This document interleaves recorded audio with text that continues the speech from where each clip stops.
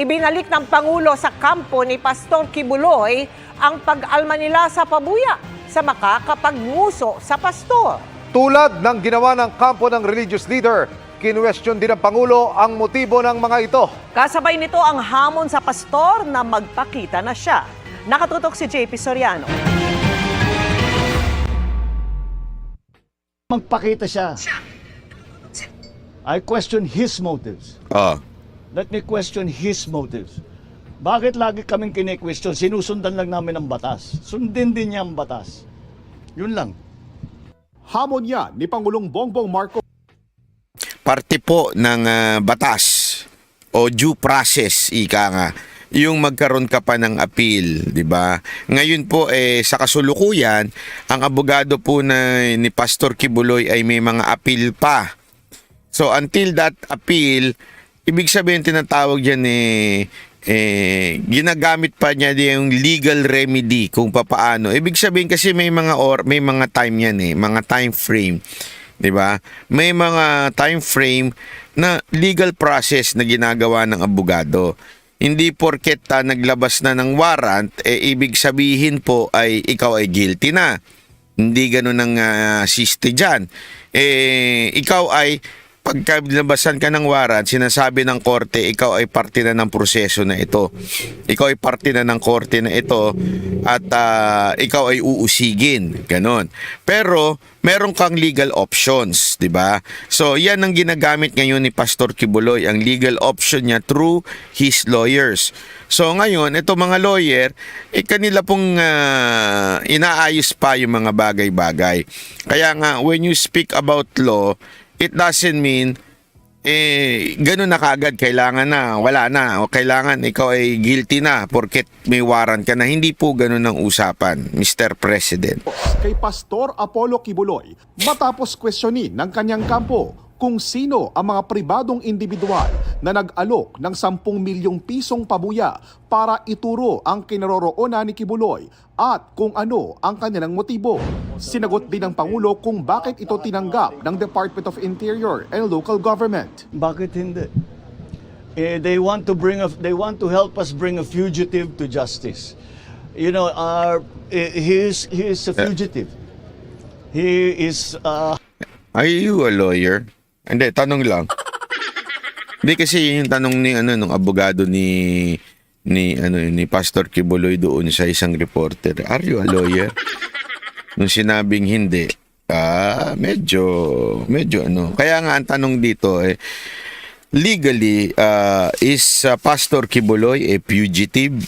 Alam niyo po, according to the law, may mga jurisprudence, hindi pa po siya fugitive kasi hindi naman po siya convicted. 'Di ba? Hindi pa po convicted si Pastor Kibuloy. So he is not considered to be fugitive. Yan ang paliwanag ng abogado ni Pastor Kibuloy. hiding from the law. Now, if there are private citizens who want to assist the government in that effort to bring him to justice, I do not see what is any. So he can question their motives as much as they want.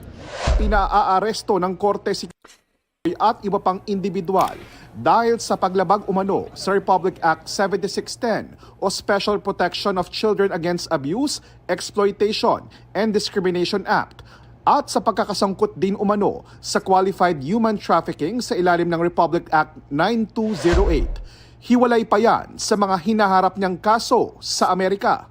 Pero sabi ng mga abogado ni Kibuloy, wala raw legal sa mga hakbang ng administrasyon laban sa kanilang kliyente. You cannot accept private donations in order to make the life of another person miserable, even if it is supposedly for a legal purpose. Nako. That cannot be, because that is right to that invites any and all temptations. Kasi may rumor na tatakbo siya pagka-senador. So kumbaga, rumor lang 'yan. And what would prevent him from to also I am also accepting donations for the public purpose of the advancement of my senatorial campaign. Of course, that is only a possibility, no? I'm not saying that he is doing it, But the danger that would arise if we would allow that to happen is really there. And that is why Republic Act 6713 is precisely crafted in order to curtail any and all such possibilities. With the question po na pwede ba yun, the information is different or yung the crime alleged is rape tapos biglang iba na forfeiture or confiscation of property which is hindi naman siya kasali sa penalty, hindi talaga siya tama legally. Because even sa Constitution, it is already enshrined in our Constitution, it has guaranteed our right, especially of the accused, the right to be informed of the cause and nature of the accusations against him. Itong sa atin kasi, kay ibang allegations, iba yung information, iba na din yung penalty, which is not in the revised penal code. In fact, kung na-mention nga yung playbook, di ba, based ito sa USA, ang nangyari, ganun din yung attempt, i-confiscate, i-freeze, i-seize ang properties ng Kingdom of Jesus Christ. But the crime is against the allegations, these false and founded lies is against Pastor. However, they failed. Alam mo isipin mo, tama talaga eh.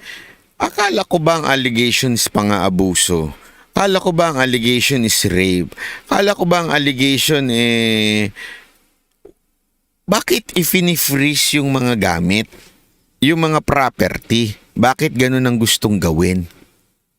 I mean, ganun ba dapat ang nasa batas na pag ikaw ay inakusahan na bilang, halimbawa lamang, ikaw ay inakusahan na mamamatay tao, i-freeze ba yung gamit mo? Alam mo, may kwento nga ako dyan eh. Isa pa akong kwento. Alam nyo ba yung isa sa mga binigyan ng tawag doon, reward money, yung sinasabing, di ba, may mga kasama siya na iba, tigwa 1 million. Alam mo ba yung isa doon? Singer lang.